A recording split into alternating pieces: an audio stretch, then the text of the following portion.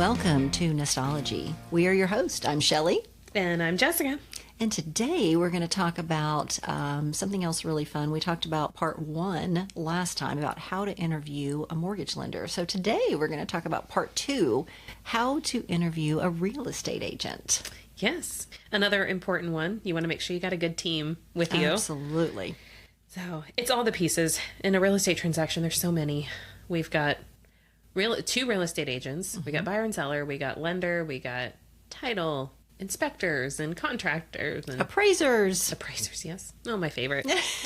Sorry, yes. Appraisers, but everyone's favorite. They're not liked.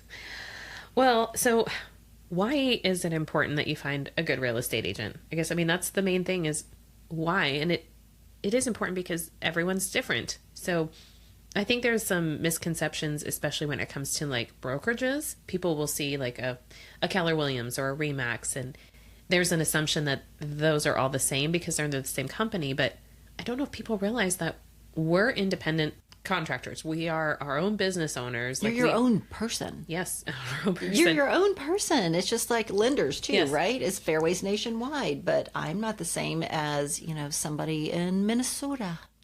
Good accent there. But yeah, I've had people comment like, well, does this brokerage provide professional pictures? But it's not about that. It's the individual. And so even if you have worked with someone in a certain brokerage before, it doesn't mean you're going to get the same service or the same, things out of that transaction True. With another agent. So what kind of questions should you ask then when interviewing for a real estate agent? Well, I guess taking a step back first, even finding agents, because I see this, very often a buyer will just walk into an open house and whoever's there, they allow them to just write up the offer for them. So I think there's a big misunderstanding about who represents who and who's looking out for your best interest in a transaction. And that's part of the very good point. Lawsuit episode we talked about before, which is, even more important now that you do interview people because you have to sign a buyer rep agreement in order to even see a house now. Yeah, so absolutely. You have to be careful about who you're signing with because you could get locked in with a bad agent for 6 months if you aren't careful about who you've hired and what's in the contract. So finding the right person, make sure that you are interviewing first and researching agents first. Don't just go to an open house and select an agent that way. Absolutely. So asking friends and family for referrals, do your research. Go online, look at reviews. We talked about that before too. I think those are really important.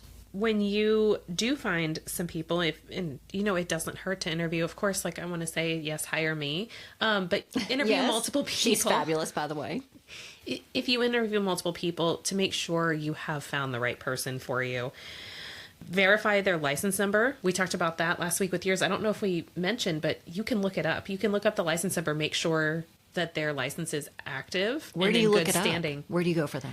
The Texas Real Estate Commission. And just like with any kind of contractor, if you don't know specifically the website, you could put in the profession and the state and licensing. So you could put in Texas Real Estate Licensing and get. So what does that show when you pull that up? It's going to show. I think it has how long that they've had an active license. So it will tell you how long they've been in business. It will tell you if their license is active and in good standing so that there's nothing against them right now. And then you can also see education. You can see what type of license they have if they're a real estate agent or broker. You can verify, see all the classes that they've taken, what kind of education they have. And then from there, you want to schedule interviews. And not all agents really offer consultations. I do. I think this is a really important step. So having some sort of a professional meeting, I know you're anxious to go look at a house, but sit down and have the conversation first. So a consultation is going to be kind of two-way. You're interviewing them and they're interviewing you. You want to make sure it's a good fit. And then they should also be providing you with details of what to expect throughout the process, answering your questions. Some of the questions to ask, experience. So how long have they been in the business? And that's not the only piece because somebody could be in the business for 20 years, but if they only sell one house a year It's not a full-time. That's true. That's true. Now, are y'all's licenses very similar to ours on the lending side as far as like the number? Does the number of the license matter? Like ours are in numerical order from Yes. 0 all the way to whatever the most recent is now. I don't know, 2 million something. Yeah. The smaller the license number, the longer they've been in business. So, But you're yeah, right. But you don't really know if, they do one a year or, if they're a top producer. So yeah, asking not just the amount of time that they've been in the business, but how many transactions have they done, or average on, each year, how many transactions they close in a year. But also asking if they're full-time or part-time. Do they have another job? Wow. I didn't think about asking that. There's a lot of agents, and I get it. Some of them have to have a second job to pay the bills, especially if the market's not great. But they may not be available then. Exactly. So that matters. That's a great question. I've worked with agents on the other side of a transaction before where they had an 8 to 5 job where they weren't allowed to answer their phone at work. So I could not talk to them between 8 and 5. Can I tell you, I have worked with that type of agent on on the selling side of some transactions, and it's a bit of a challenge because we move very fast on the mortgage side and we need really quick responses. And there have been times where we've had to wait 24 to 48 hours for an email to be responded to because they have a full-time job. Right. And that I've had that exact thing. So during the hours that the lender and the title company are working, they were at work and they couldn't talk. Mm-hmm. So if an email came out at 9 a.m., they wouldn't get to it till the next day because they'd be responding in the evening after the title company was closed. So that doesn't make for a smooth transaction. It does not, but it's a good question to ask because I have seen people stuck in a buyer rep agreement with an agent who was not in the business full time, and they did not realize that, and they missed out on houses because they weren't able to get in to see them. Oh gosh, great question. What else? What else should they ask you? Well, another part kind of tying into that experience is, are they part of a team? So if you are newer in the business, because I don't want to talk down about a new agent because everyone has to start somewhere, but absolutely. Do they have mentorship? Do they have a team around them to help support them and educate them?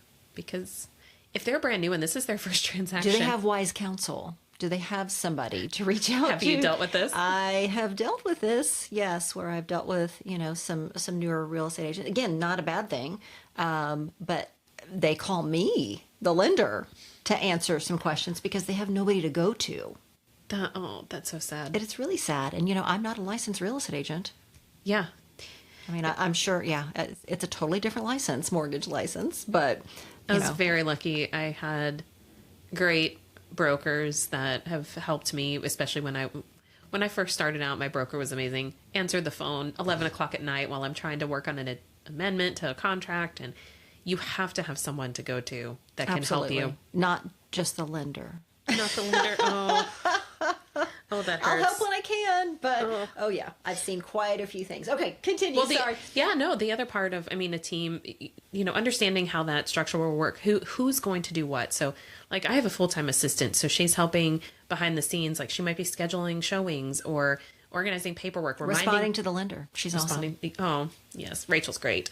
So, helping with those things, but that does give that background support. There's been times I've been out showing houses and she's behind the scenes gathering info, calling agents and updating things for me so that things run really smooth. But I have seen it on the flip side where if there's a large team, like, who are you actually working with? Mm-hmm. Is the person you're talking to and interviewing the person who's actually going to be out showing you houses all the time? Oh, that'd be a good question to ask, right? Are you going to get pawned off on somebody else? Yep. So great to have the support. So like when I've been sick or something, like it's great to have someone who can go out and go show a house for me, but my clients will actually be working with me. And I've heard that before where it's like, well, we hired this agent, but then we got pushed off to another agent on the team who was nowhere near as good as what the agent was that we were talking to. Another question is, inquire about their expertise. Like, are they a residential agent? Are they commercial? I have dealt with that where a commercial agent has jumped in to help their friend buy a house and doesn't know the residential contract at all. They don't have access to the MLS, and so they don't have comps to pull, and that's not their area of expertise. So if it's an agent who works out of Austin, and I'm saying all these things because I've dealt with them. Yes, very specific. And they're driving up to show houses in Dallas, Fort Worth. They don't know the area. They don't know it. That is not an expert. So having someone who knows the product that they're selling, the type of real estate, is it a luxury agent? Are they an expert in that market? Another question, well, I've kind of mentioned it, but location that they serve. So you don't want to have an agent who's driving hours to get to that area that they don't know. Absolutely. Absolutely. Do they have the ability to take on a new client? Ooh, what? Especially for buyers, Have you been asked that before? I don't think I have.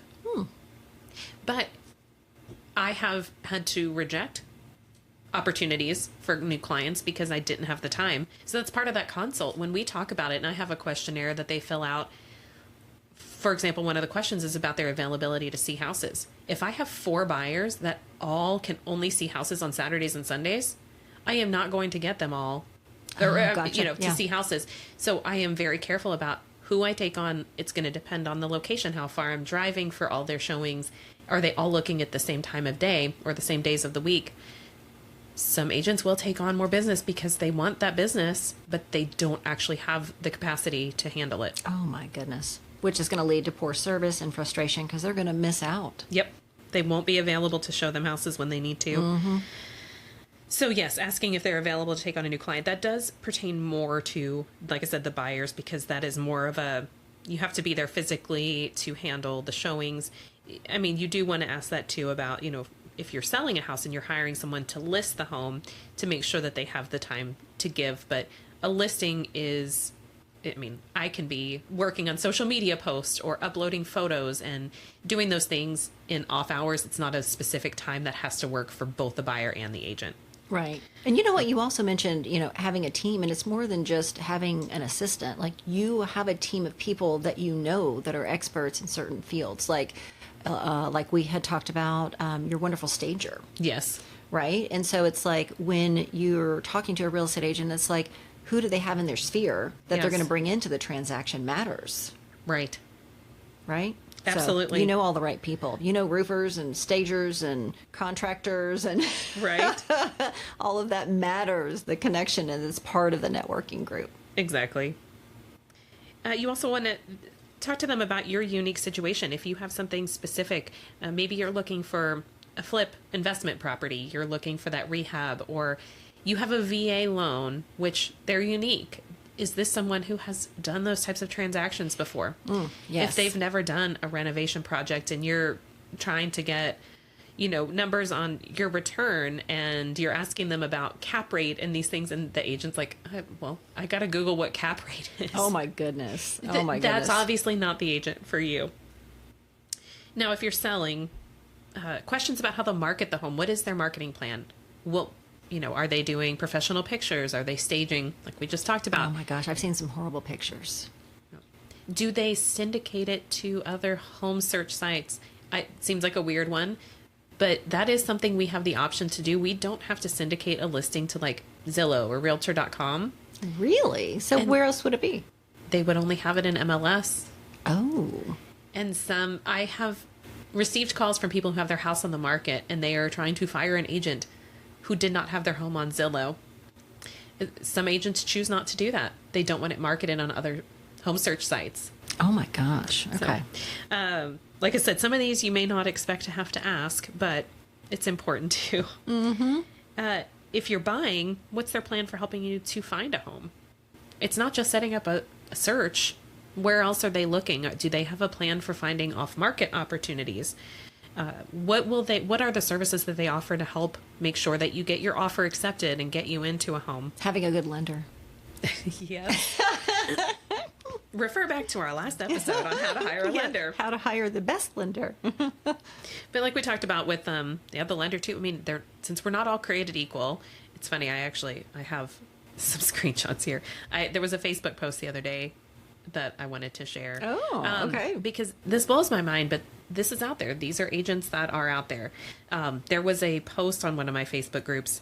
The agent asked about running comps as a buyer's agent. So you're showing a buyer a house. do you run comps, comparable sales for that house before they write the offer? What? What are your thoughts? Yes. So, I mean, how do you know what to write the offer for? Exactly.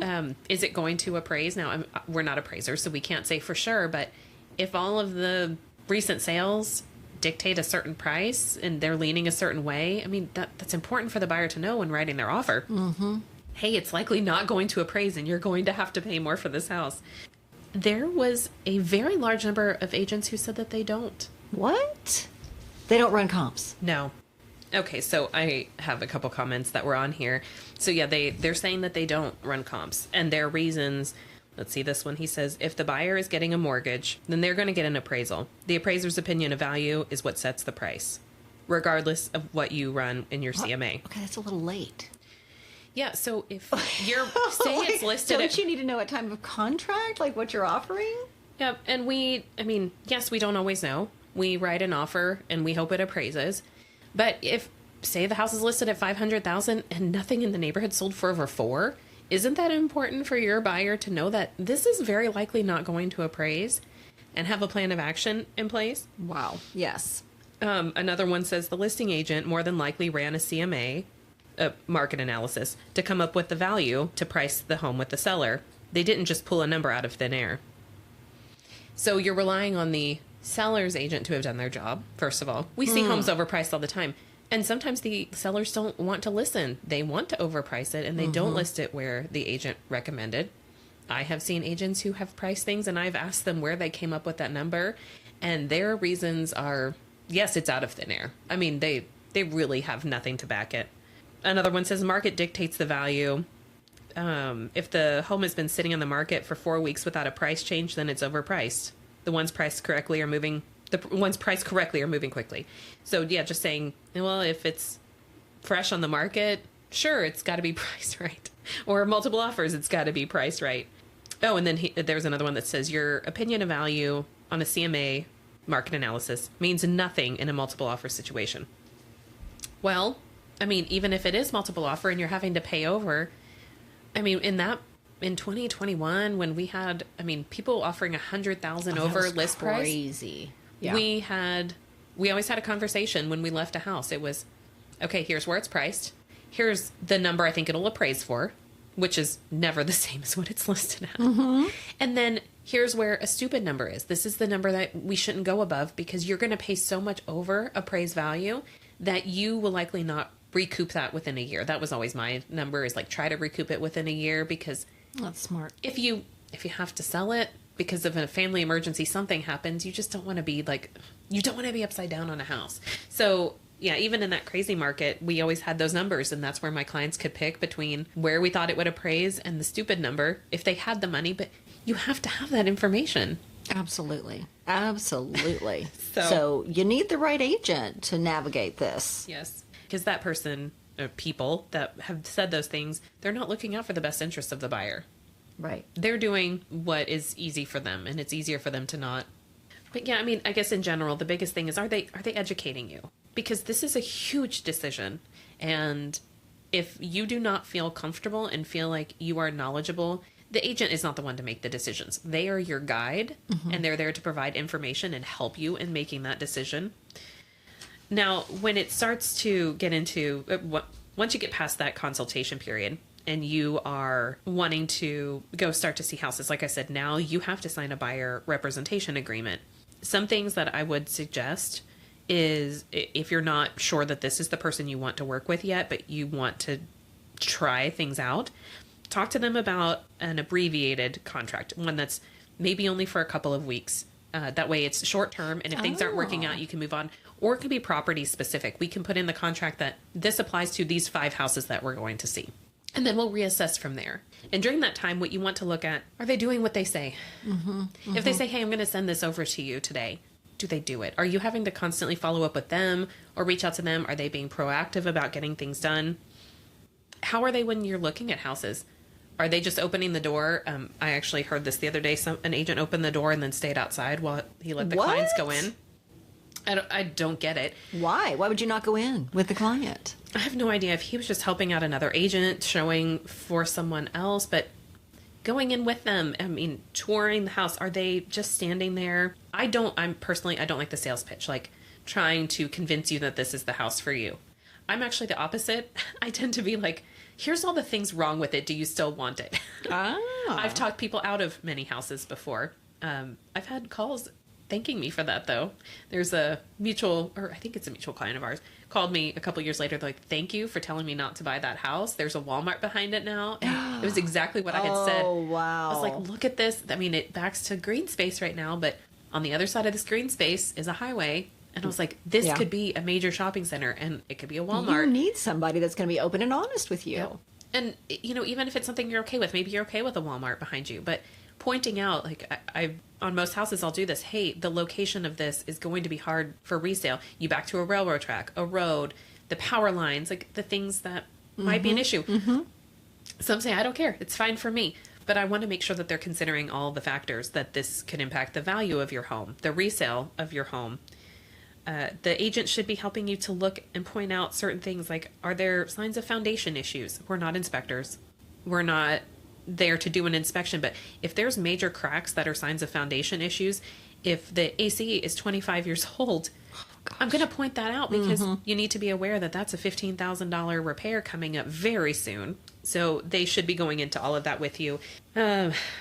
Overall, this should be somebody you're really comfortable with. You're going to spend a lot of A lot of time. A lot of quality time. They're going to be in all your business. They're going to know all the details, which I love. I mean, I love getting to know my clients and the dynamics of their family and what they need from a house. So, of course, you want to make sure that your agent is experienced and knowledgeable, but there needs to be, a comfort level because you do have to be open and honest with them and share a lot. I mean, they're not going to see all the same finance things that the lender will, but they're going to know a lot about you and your life. So make sure it's someone that you're comfortable with. Absolutely. Absolutely.